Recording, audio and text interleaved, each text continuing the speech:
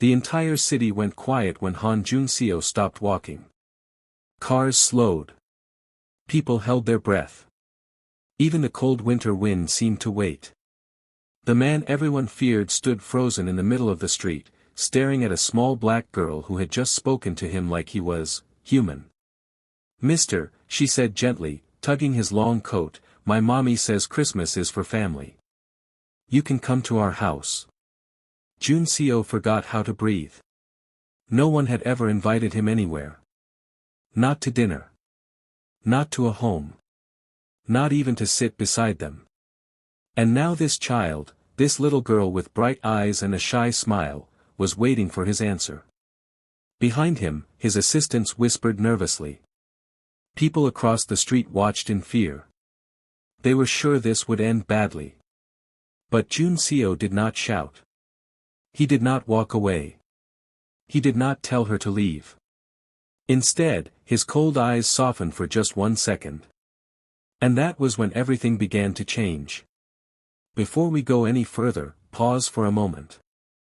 Tell me in the comments where you are watching from, globe showing Europe, Africa. And if you love emotional stories like this, subscribe to the channel so you don't miss what happens next. 3 days earlier, Junseo had already decided he would spend Christmas alone. He always did. Christmas meant noise, laughter, families, and warmth, things he had never learned how to keep. People knew Junseo as a rich and powerful man. A man no one dared to speak to without shaking. A man women admired from far away but never came close to. They did not know the truth.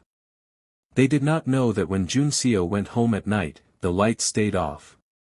They did not know he ate alone at a long table meant for many people. They did not know that his heart felt emptier every year. Love had never stayed in his life. So he stopped looking for it. Across the city, in a small apartment above a quiet shop, Naomi Carter wrapped a thin scarf around her daughter's neck. "Hold my hand, Amaya," she said softly. "It's cold." Amaya nodded and smiled. She loved the cold. She loved the lights. She loved the music in the streets. But most of all, Amaya loved people. She waved at strangers. She greeted shop owners. She smiled at everyone like they already belonged to her. Naomi worried sometimes. The world was not always kind. But Amaya's heart was too big to shrink. That evening, they walked past a tall man standing alone near a cafe window. Amaya stopped. "Mama," she whispered, "why does that man look so sad?" Naomi looked. Her heart skipped. Everyone in the neighborhood knew that man. "That's not someone you talk to," she said quickly. "Come on." But Amaya did not move. Junseo was staring at the cafe window, watching families inside laugh and share warm drinks. He told himself it did not matter. He told himself he did not care. Then he felt a small tug on his coat. "Mister," a tiny voice said, "are you waiting for someone?" He looked down. Big eyes. Small hands. A face full of kindness. For a moment, he could not speak. "No," he finally said. Amaya tilted her head. "Oh. That's okay." She reached into her pocket and pulled out a small paper star. "We're inviting people who are alone," she said proudly. "It's for Christmas." Naomi rushed forward, embarrassed. "I'm so sorry." But Junseo raised his hand gently. "It's fine," he said quietly. His voice surprised even him. Amaya smiled wider. "So you'll come?" she asked. Junseo looked at Naomi. She looked tired. Strong. Careful. Kind. Something warm stirred in his chest, something dangerous and new. He had spent years building walls. And now a child had opened a door. Junseo opened his mouth to answer. And just then, snow began to fall. Soft. Slow. Silent. The city waited. And so did Amaya. Junseo did not answer Amaya right away. Snow landed on his dark hair and melted slowly. He looked at the little paper star in her hand. It was not straight. The edges were rough. But it was made with care. No one had ever made anything just for him. Naomi held her breath. She was ready to pull Amaya back if the man said no. She had heard the stories. Everyone had. Powerful men were never gentle. Rich men were never kind. Lonely men were never safe. But Junseo surprised them. "Christmas?" he asked quietly. Amaya nodded fast. "Yes. We'll have rice and chicken. And music. Mama sings very nice." Naomi almost laughed in shock. Almost. Junseo looked away for a moment. He told himself this was foolish. He did not belong in warm homes. He did not belong in pictures with smiles. Still, his feet did not move. "I don't think," he started. Amaya's smile faded just a little. "But," he continued softly, "thank you for asking." Her smile came back, brighter. That night, Junseo went home, but his house felt colder than ever. The lights were too bright. The rooms were too quiet. He sat at his long table and stared at an empty chair across from him. He thought of Amaya's eyes. He thought of Naomi's tired but gentle face. And for the first time in many years, he wondered what it would feel like to not eat alone. Across the city, Naomi tucked Amaya into bed. "Did I do something bad?" Amaya asked sleepily. Naomi brushed her hair. "No, sweetheart. You were kind. Do you think he's lonely?" Amaya whispered. Naomi paused. "Yes," she said. "I think he is." The next day, Junseo did something strange. He walked. No car. No assistance. Just him and the cold air. He passed the cafe again. He stood there longer this time. He imagined Amaya sitting inside, her feet swinging under the chair.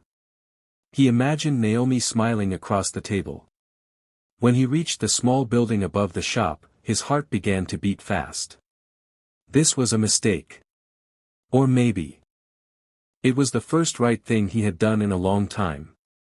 He knocked. Naomi opened the door and froze. "You," she said softly. "I'm sorry," Junseo said quickly. "If this is not okay, I will leave." Amaya ran past her mother and hugged his leg. "You came," she shouted. Junseo laughed. It slipped out before he could stop it. Naomi stared. She had never imagined that sound coming from him. That evening, they sat together on the floor. The food was simple. The room was small. But it was warm. Junseo listened as Naomi talked about her life. About moving to Korea. About working too much. About trying to be enough. He did not interrupt. No one had ever listened to her like that. Later, when Amaya fell asleep with her head on his arm, Junseo did not move. Naomi watched him carefully. "You don't have to stay," she said. "I want to," he replied. Their eyes met. Something quiet passed between them. Something soft. Something dangerous. Outside, the snow kept falling. Inside, Junseo felt his heart opening, and he did not know if he was ready for what might come next. Because tomorrow, the city would notice. And once they did, nothing would be simple again. The next morning, Junseo woke up confused. For a few seconds, he did not know where he was. The ceiling was low. The curtains were thin. Soft light came through the window, and the smell of warm tea filled the air. This was not his house. He slowly sat up. Then he remembered. The small apartment. The simple dinner. Amaya sleeping with her head on his arm. His heart skipped. He stood up quietly and stepped into the small living room. Naomi was in the kitchen, stirring a pot. Her hair was tied back loosely, and she hummed a soft song under her breath. For a moment, Jun Seo just watched her. No one had ever cooked for him in the morning. She turned and noticed him. "Oh," she said, surprised. Then she smiled. "Good morning." "Good morning," he replied. They stood there, unsure of what to say. The silence was not heavy. It felt gentle, like it was waiting. Amaya ran out of the bedroom, her eyes bright. "You're still here." Jun Seo knelt. "I am." She hugged him tightly. "That means you're family now." The word hit him hard. Family. Naomi watched his face change. She saw the way his eyes softened, the way his shoulders relaxed. Breakfast was simple. Bread. Eggs. Tea. But it felt special. They laughed when Amaya spilled her drink. Naomi wiped the table, smiling, and Jun Seo reached for the cloth at the same time. Their hands touched. Both of them froze. Naomi pulled back first, her cheeks warm. Jun Seo cleared his throat. "I should go," he said quietly. "I don't want to cause trouble for you." Naomi looked at him carefully. "You're not trouble." Those words stayed with him all day. He tried to focus on work, but he couldn't. Every sound reminded him of Amaya's laugh. Every quiet moment made him think of Naomi's smile. That evening, he returned. This time, Naomi invited him in without fear. They talked longer. About dreams. About mistakes. About how hard it is to be strong all the time. "I'm tired," Naomi admitted softly. "I've been strong for so long." Jun Seo looked at her. "You don't have to be strong with me." Her breath caught. Something changed then. Not loudly. Not suddenly. But deeply. Over the next days, he came again and again. Sometimes with food. Sometimes with small gifts for Amaya. Sometimes with nothing at all, just himself. People started to notice. They whispered. Why was he smiling? Why was he walking instead of riding? Why was he always near that small apartment? One evening, Naomi and Jun Seo stood on the balcony together, watching the city lights. "It's beautiful," Naomi said. "Yes," he replied, but he was looking at her. She felt it and turned. Their faces were close. Very close. Jun Seo's heart beat fast. He had faced many things in life, but this scared him the most. "Naomi," he said softly, "if I step closer. I don't know how to step away." She did not move. Instead, she whispered, "Then don't." He leaned in slowly, giving her time to stop him. She didn't. Their lips met gently. Carefully. Like both of them were afraid the moment might break. When they pulled apart, Naomi's eyes were shining. But before either of them could speak, a knock echoed loudly at the door. Jun Seo stiffened. Naomi's smile faded. Amaya's voice came from the room. "Mama?" Jun Seo turned toward the door, his heart suddenly heavy. Because whoever was standing outside, could change everything. The knock on the door came again, softer this time.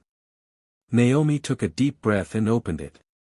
Standing there was an older woman with kind eyes and a warm scarf around her neck. She held a small gift bag and looked surprised, and then relieved, when she saw Jun Seo inside. "So this is where you have been," she said gently. Jun Seo blinked. "Aunt Su-min." Naomi looked from one face to the other, confused. Su-min smiled at her. "I am his family," she said. "The only one he has left." Jun Seo lowered his head. "I didn't know how to bring you here," he said quietly. "I was afraid." Su-min stepped inside and placed the gift bag on the table. Sometimes, she said, love enters our lives quietly. And if we don't follow it, we lose it. Amaya ran out and hugged Sumin's leg. Are you family too? She asked. Sumin laughed. I think I am now. The room filled with warmth. That evening, they prepared for Christmas together. Naomi cooked while Junseo helped Amaya hang paper stars on the wall. He lifted her up so she could reach the highest place. Higher. Amaya laughed. Naomi watched them and felt her heart soften. Later, when Amaya fell asleep on the couch, Sumin quietly said goodbye, leaving them alone. The lights were low. Christmas music played softly. Naomi and Junseo stood by the window, watching snow fall again. I don't know how to do this, Junseo said. I don't know how to be normal. Naomi turned to him. I don't need perfect, she said. I just need honest. He looked at her, really looked at her, and nodded. I care about you, he said. More than I should. More than I planned. Naomi reached for his hand. I care about you too. This time, when they kissed, there was no fear. Only warmth. Only hope. On Christmas morning, the sun filled the small apartment with light. They sat together at the table, laughing, sharing food, sharing stories. Junseo felt something new in his chest. Peace. He looked at Naomi. At Amaya. At the home they were slowly building. And for the first time in his life, he knew where he belonged. Christmas did not change the world. But it changed his world. And sometimes, that is enough. Sparkles, the end sparkles. If this story touched your heart, subscribe to this channel to support our growth and stay with us for more beautiful love stories.